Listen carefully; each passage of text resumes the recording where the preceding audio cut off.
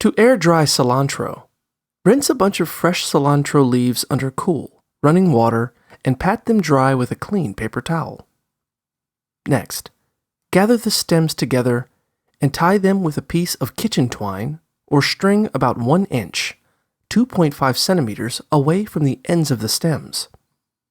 Put the bunch of cilantro into a paper bag, with the stem end sticking out, and use another piece of twine to tie the opening of the bag shut around the stems.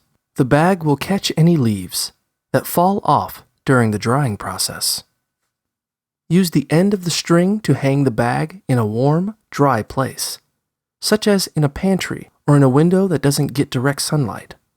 After 1 week, take the cilantro out of the bag and check if it's dry and crumbly. If it isn't completely dry, hang it up for another week and check again. Once the cilantro is dry, crumble it or store it whole in an airtight container. Keep the container in a dark, dry place. Your dried cilantro should stay good for up to 3 years.